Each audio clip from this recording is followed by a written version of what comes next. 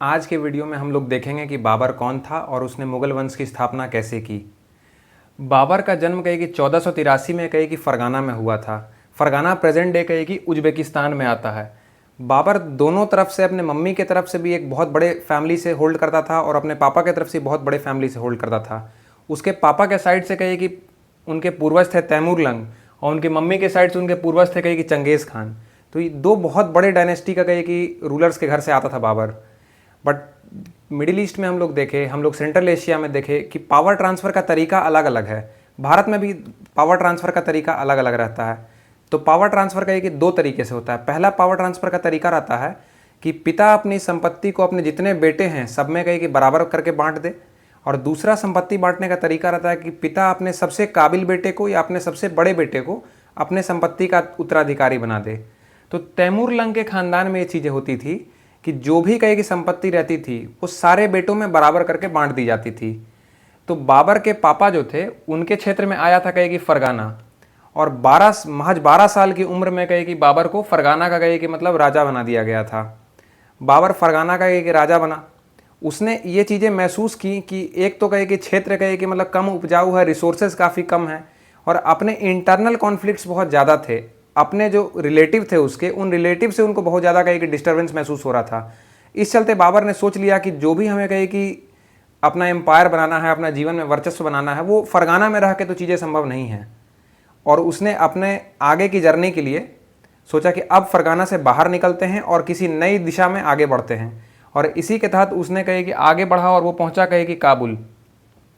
काबुल में जानकारी की बात यह है कि साल 1501 में बाबर के ही चाचा कहे कि काबुल में रूल कर रहे थे। और बाबर के चाचा जब कहे कि काबुल में रूल कर रहे थे तो वो उसके घर की ही संपत्ति थी। बट उस साल घटना क्या घटी कि बाबर के चाचा की साल 1501 में कहे कि मृत्यु हो गई, और बाबर के चाचा के जो बेटे थे उनको कहे कि वहाँ का राजा बना दिया गया। मतलब बाबर के चचेरे भाई को राजा बना दिया गया, और बाबर के चचेरे भाई वहाँ राजा बने। बट जो बाबर के चाचा के कहे कि मंत्री लोग थे उसमें से एक पावरफुल मंत्री ने मुकिम बेग अर्गुन का कहे कि साथ लेके बाबर के जो चचेरे भाई थे उसको कहे कि मार दिया और खुद कहे कंट्रोल ले लिया। और ये जो मंत्री जिसने खुद कंट्रोल ले लिया था, इनको सपोर्ट था मुकिम बेग अर्गुन का। अब मुकिम बेग अर्गुन कौन है? मुकिम बेग अर्गुन है कहे कि कंधार के उस समय राजा का कहे कि भाई है। मतलब काबुल में सत्ता को हासिल करने के लिए कंधार से कॉन्स्पिरेसी हो रही थी, और इस कॉन्स्पिरेसी में कहे कि कूद पड़ता है कहे कि बाबर कहे कि पहुंचा और मुकिम बेग अर्गुन को कहे कि पकड़ा और बहु मार मारा। बोला कि मेरे घर की संपत्ति है, उसको कहे कि अब हम चलाएंगे। और मुकिम बेग अर्गुन को उसके पूरे फैमिली के साथ बोला कि यहाँ दोबारा दिखाई नहीं पड़ना, और उसको फैमिली के साथ उसको वहाँ से भगा दिया। और बाबर ने 1504 में काबुल पे कहे कि अपनी स्थापना कर ली। और साल 1504 में जब बाबर ने कहे कि काबुल पे अपनी कहे कि साम्राज्य को बनाना शुरू किया, तब उसने एक चीज़ बहुत ध्यान से देखी कि यहाँ पे वो एक लंबे समय तक कहे कि नहीं रह सकता, क्योंकि काबुल वैसा क्षेत्र है जहाँ कहे कि रिसोर्सेज हैं तो, बट बहुत एम्पल अमाउंट में नहीं है। तो उसने अपने नए एक्सपीडिशन भारत की तैयारी की, और साल 1504 से लेकर साल 1526 तक बाबर ने डट कर कहे कि तैयारी की, अपना बेस बनाया, आर्मी बनाई, धीरे धीरे रिसोर्सेज बिल्डअप किए, गन्स, कैनन्स, आर्टिलरी, हर तरह की सुविधाएं विकसित की। और वो नए नए वॉर स्ट्रेटजीज़ को सीख रहा था, अपने अंदर के बड़ी बड़ी आर्मी के कमांडर रख रहा था, जिससे ये निश्चित हो जाए कि जब वो पहली बार अटैक करने जाएगा भारत के ऊपर तो वहाँ के रूलर को कहे कि हरा के अपनी कहे कि मतलब एम्पायर की इस्टेब्लिशमेंट कर दे। और अब साल आता है कितना? 1526। साल 1526 में बाबर कहे कि काबुल से निकलता है और पानीपत के मैदान में आगे कहे कि लड़ता है किससे? इब्राहिम लोदी से। उस समय भारत में कहे कि सल्तनत काल चल रहा था, और सल्तनत काल का आखिरी राजा था इब्राहिम लोदी। इब्राहिम लोदी सल्तनत काल का आखिरी राजा था, और ये सिकंदर लोदी का कहे कि बेटा था। सिकंदर लोदी के जो दो भाई थे, एक का नाम है कहे कि दौलत खान लोदी, दूसरे का नाम है आलम खान लोदी। ये सिकंदर लोदी के दो भाई थे जो कहे कि मतलब पंजाब में गवर्नर थे, और ये चाहते नहीं थे कि इसका भतीजा इब्राहिम लोदी कहे कि आगे रूल करे।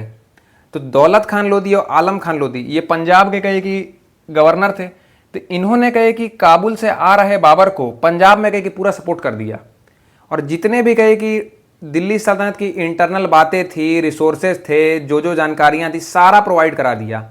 इससे क्या हुआ? बाबर एक तो कहे कि लंबे समय से कहे कि सेना तैयार कर रहा था, और उसको इंटरनल कहे कि मतलब सपोर्ट मिल गया। इससे पंजाब तक तो वो बहुत आसानी से चला आया, और पंजाब से आगे कहे कि मतलब दिल्ली पर अटैक करना उसके लिए काफ़ी आसान हो गया था। और हुआ भी वही। 1526 ने बाबर ने पानीपत के मैदान में कही कि इब्राहिम लोदी के साथ युद्ध लड़ा और उस युद्ध में कही कि बाबर की जीत हुई। अब हम लोग ये समझते हैं कि इस युद्ध में बाबर की जीत हुई, बट युद्ध के में मेन जीत के कारण क्या क्या थे? तो सबसे बड़ा कारण था कि जो बाबर आया था वो मिडिल ईस्ट से आया था, तो उसके पास गन्स थे, गन पाउडर था, तोप बारूद सब लेके आया था। और उस समय भारत में जो युद्ध होते थे वो तलवार, भाला, हाथी, घोड़ा ये सब से होता था। तो सबसे बड़ा समस्या क्या था कि भारत के लोग इस चीज़ के लिए ट्रेन ही नहीं थे कि कैसे कहे कि मतलब गोली से या बंदूक से, कैनन से, ये सब से कहे कि लड़ाई लड़ा जा सके। और यही कहे कि बाबर के पास कंपेरेटिवली बहुत छोटी सेना थी, इब्राहिम लोदी का बहुत बड़ी सेना थी। बट अब खुद सोचिए आप, कोई हाथी पे लेकर के भाला के लिए है, कोई एक आदमी गन लेके है, वो 10 आदमी को मार देगा सामने से। तो इसी का कहे कि बाबर ने कहे कि फ़ायदा उठाया। और उसकी मिलिट्री टैक्टिक्स भी बहुत कहे कि मतलब शानदार थी। वो सामने से एक बार में पूरी सेना को ऐसे खड़ा करके नहीं लड़ता था, वो अपनी सेना को ऐसे खड़ा करता था सी शेप में कि सामने से लगे कि कुछ सेना कम है, और सामने दुश्मन की सेना जैसे ही अंदर आती थी साइड के दोनों तरफ से, इधर से भी हमला कवर किया जाता था और इधर से भी हमला कवर किया जाता था, जिससे डैमेज बहुत ज़्यादा होता था। तो एक तो हुआ युद्ध स्टैटिक्स, और दूसरा क्या कि इंडिया में जो भी लोग उस समय लड़ते थे वो हाथी पे चढ़ के लड़ते थे। आप खुद सोचिए, कोई गन पे कहे कि है, इतना ऊंचा कहे कि हाथी होता है, टारगेट बहुत आसानी से टारगेट हो सकता है कोई भी इंसान हाथी पे बैठ के। तो बाबर के जितने गनर्स थे उन्होंने ये बात बहुत आसानी से देख लिया। तो जितने कहे कि मिलिट्री के बड़े बड़े कमांडर थे इब्राहिम लोदी की साइड से, उनको बहुत आसानी से मारे जाना लगने लगा। और दूसरा कारण और भी एक क्या था कि उन लोग तोप से कहे कि भारत में कभी युद्ध हुआ नहीं था।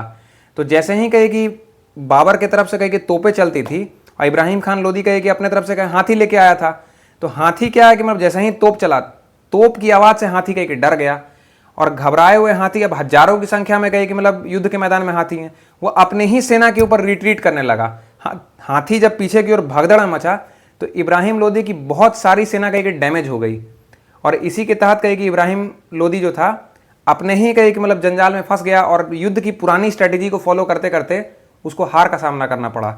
इस तरह बैटल ऑफ पानीपत ने बाबर ने इब्राहिम लोदी को हराया और मुगल वंश की स्थापना की। बट मुगल वंश की स्थापना के साथ साथ आप यहाँ देखेंगे कि काबुल से आया, पानीपत में युद्ध लड़ा और दिल्ली में कहीं कब्जा किया। बट दिल्ली में उसको कहीं कि लोकल अलग अलग जो छोटे मोटे रूलर थे उनसे भी कहीं खतरा महसूस हो रहा था। इस चलते उसने अपनी कैपिटल को दिल्ली न बना करके आगरा बनाया, और आगरा को अपना कैपिटल बना के आगरा से ही कहीं कि शासन करने का प्रयास करता था बाबर। और उसी के कंजिक्यूटिव ईयर में जब कहीं कि वो आया था, उसका अगले ही साल 1527 में उसे कहीं कि बैटल ऑफ खानवा लड़ना पड़ा। राणा सांगा से उसके कहीं की लड़ाई हुई, और राणा सांगा से लड़ाई के बाद उसने यह महसूस कर लिया कि अब जो टेरिटरीज भारत ने उसके कब्जे, भारत की जो टेरिटरीज बाबर के कब्जे में हैं वो बहुत सॉलिड नहीं, बाकी इतना तो हो चुकी है कि अगले 10 साल तक बाबर को उससे कोई दिक्कत नहीं होगी। और उसके बाद 1529 में बाबर ने कहे कि अपने, काबुल का तो राजा था ही वो, तो काबुल के जो कुछ पार्ट थे और कुछ ईस्टर्न अफगानिस्तान, ये वाला रीजन, इस पे भी कहे कि कब्जा किया बाबर, और इस पे कब्जा करके अपना कुछ पार्ट्स को कंसोलिडिफाई कर लिया, और जो उसके क्षेत्र अधिकार थे उनमें बढ़िया से शासन करने का प्रयास करता। बट साल 1530 में बाबर की मृत्यु हो गई और अगला सक्सेसर बना दिया गया हुमायूं को। बाबर ने मरते समय हुमायूं को बस ये सलाह दी थी कि अपने भाई में आपस में कहे कि मारपीट नहीं करना, भाई में खून खराबा नहीं करना, चाहे तुम्हारा भाई जितना भी खराब हो अपने भाई को कहो कि मारना नहीं। और इस बात को हुमायूं ने आजीवन फॉलो किया, और इससे हुमायूं को अपने जीवन में बहुत दिक्कतें आई। मिलते हैं नेक्स्ट वीडियो में और समझेंगे हुमायूं ने कैसे कई चीज़ों को हैंडल किया।